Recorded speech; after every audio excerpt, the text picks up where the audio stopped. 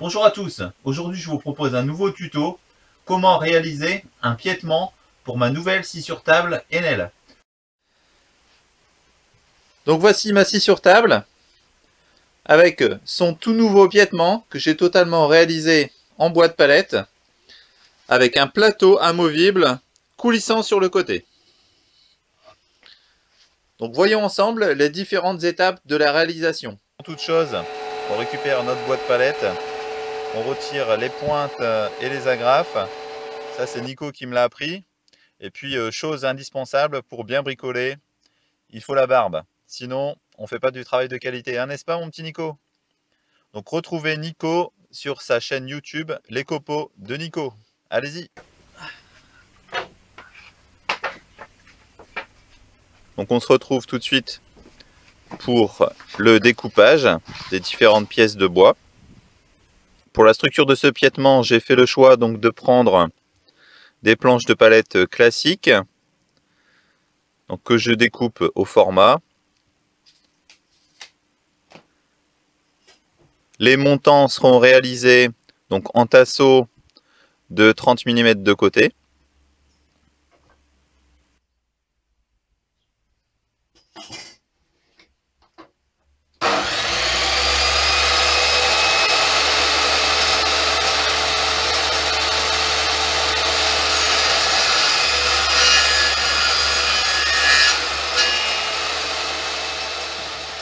Donc ensuite pour la fixation donc des traverses, j'ai choisi d'utiliser le système Craig. Donc il suffit de mesurer l'épaisseur, de vérifier dans le tableau correspondant et ensuite en fonction, on règle la profondeur de la mèche et on réalise nos trous dissimulés. Donc on installe la mèche sur sa visseuse. On installe le système Craig avec un serre-joint sur la planche. Et c'est parti.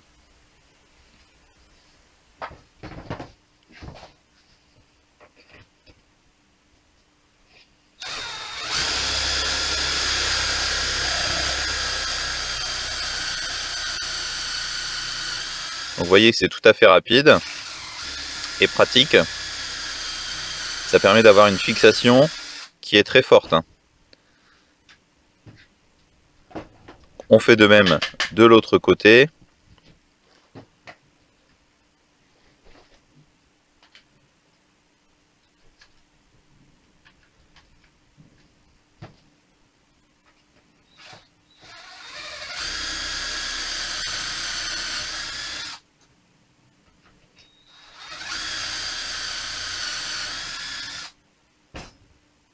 Donc voilà.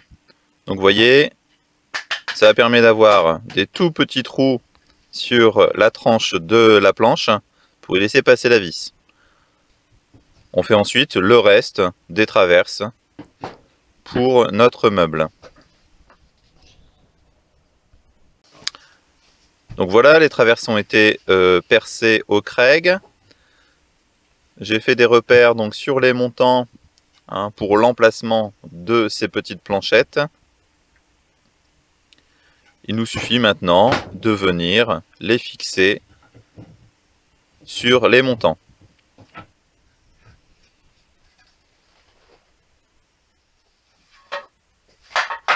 Petite astuce pour réaliser un vissage tout à fait d'équerre, j'utilise ici un morceau de carrelage. Vous pouvez le faire avec une planche qui est tout à fait droite. Vous fixez ça avec un serre-joint, ça vous permet d'avoir un alignement qui est parfait. Et deuxièmement, vous aurez le même écart, le même centrage de votre planche sur la traverse.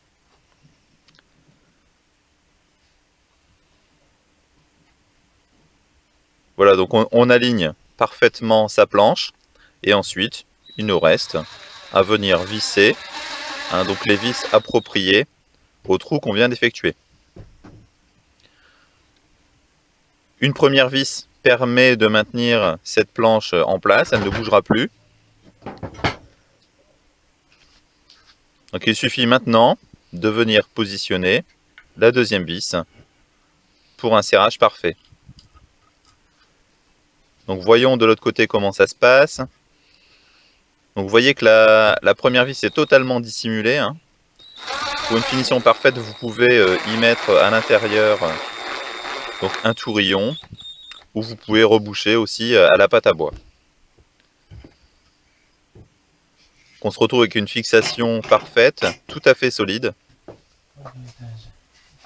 Donc voici le premier étage qui va venir soutenir notre scie sur table qui est totalement fixé. On va en faire de même pour l'étage inférieur. Donc ensuite, on va réaliser le plateau qui va venir soutenir notre scie sur table. Donc on prend les côtes. On va venir y découper les petites planchettes qui vont venir sur le dessus. Voilà, bon, on passe rapidement sur cette étape, hein.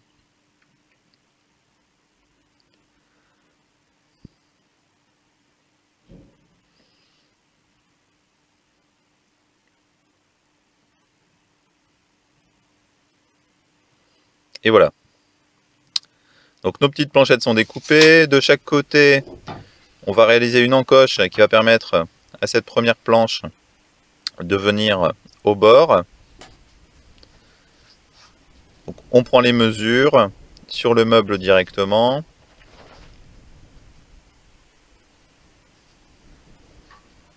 Ensuite, on reporte ce trait de coupe, hein, avec notre équerre. Donc on a ici un tasseau qui fait 3 cm d'épais.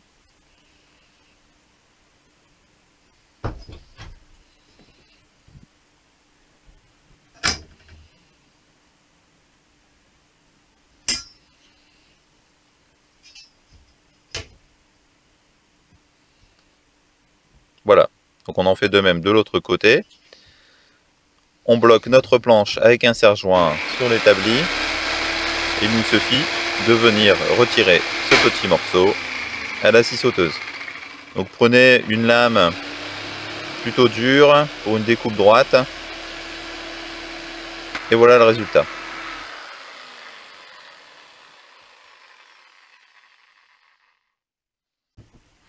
Donc nos petites planchettes ont trouvé leur place sur le premier étage. Donc on en mesure l'écartement pour pouvoir les fixer.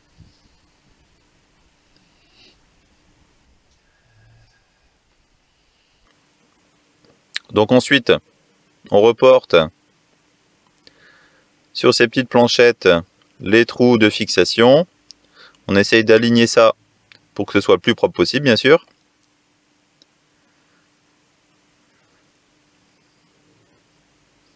Donc un perçage à la mèche à bois de 3 mm.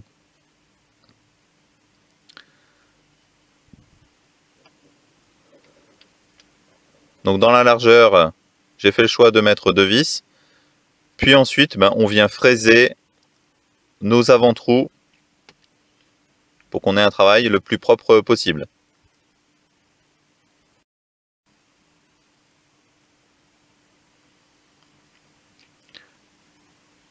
Il nous reste maintenant à faire un petit ponçage de propreté, poncer les arêtes pour éviter d'avoir des échardes de bois.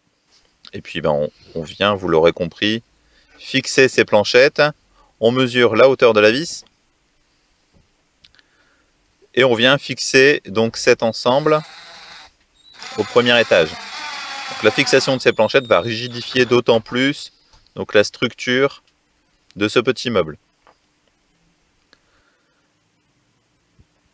Donc là, j'utilise une équerre pour avoir le même écartement sur tout le plateau. Vous pouvez utiliser un petit morceau de bois, un petit tasseau, ce que vous avez sous la main, hein. Donc voilà le résultat. On peut y installer la scie sur table pour voir ce que ça donne. Donc voilà, elle est parfaitement en dimension. Alors vous me direz, pourquoi ces montants? Ces montants vont me permettre, hein, de fabriquer par la suite donc des plateaux amovibles.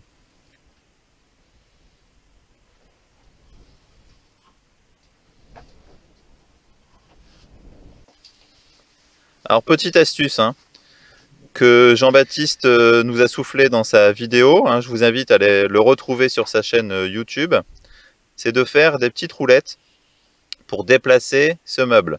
Alors même si, dans la plupart du temps, il ne va pas bouger de l'atelier, on a toujours besoin, de temps en temps, de déplacer nos machines. J'ai retrouvé deux petites roulettes en plastique dans mon atelier que je vais fixer donc sur un tasseau. Donc j'en prends le repère. On va percer donc ce montant et on va venir y fixer donc la première roulette. Voilà, donc on visse cette roulette. Donc on essaye de ne pas aller jusqu'au vissage maximum pour qu'elle continue à tourner.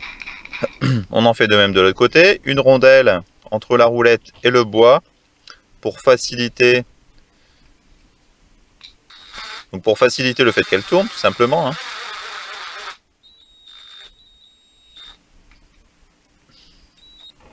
Ensuite, la partie qui va basculer lorsqu'on va soulever l'avant de notre meuble va gêner.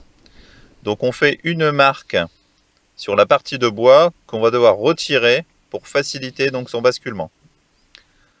Donc on fait une coupe à 45 degrés sur la scie sur table. Soyez vigilant à la sécurité puisque la lame vraiment est très proche là du bois. Donc on se retrouve avec une coupe parfaite à 45 dont on vient chanfreiner les bords pour avoir une pièce qui est totalement propre. Il me reste maintenant à installer donc ce petit système sur le meuble. Et voilà, donc on se retrouve avec une fonction coulissante sur ce piétement. Voilà, donc on s'attaque ensuite à notre plateau coulissant.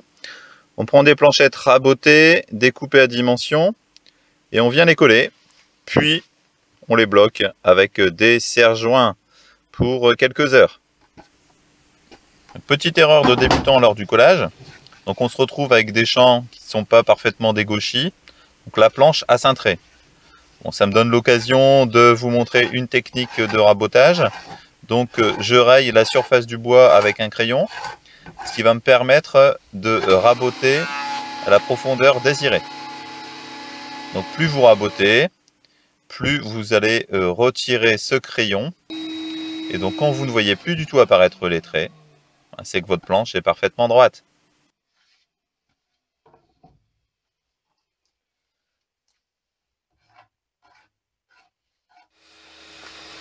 Il ne reste plus maintenant qu'à venir donc affiner les bords de cette planche. Tiens, mais qu'est-ce que ça fait là, ça? Faut vraiment que je range mon atelier. Donc pour maintenir les glissières, j'ai fabriqué donc un petit cadre avec des morceaux de tasseau qui me restaient. Je fixe tout donc au Craig. Je viens présenter donc les glissières. J'ai choisi ici des glissières de 55 cm. Donc elles sont un peu longues, mais c'est un choix intentionnel. C'est pour pouvoir avoir le maximum de débordement. Donc il nous suffira maintenant de les mettre à dimension. On prend un trait de coupe. Et vous l'aurez compris, on sort la meuleuse avec un disque métal.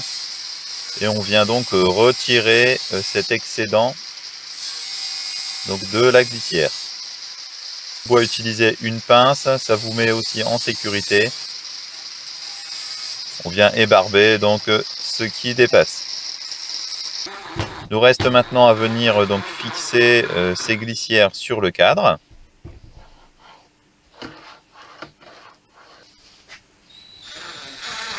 Puis on retourne le cadre et on vient fixer donc l'autre partie sur le plateau. Voilà, on n'hésite pas à mettre le nombre de vis nécessaire.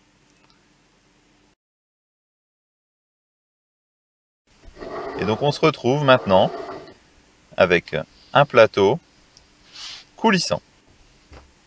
Donc ce plateau, on va devoir le fixer donc sur le côté de notre piétement.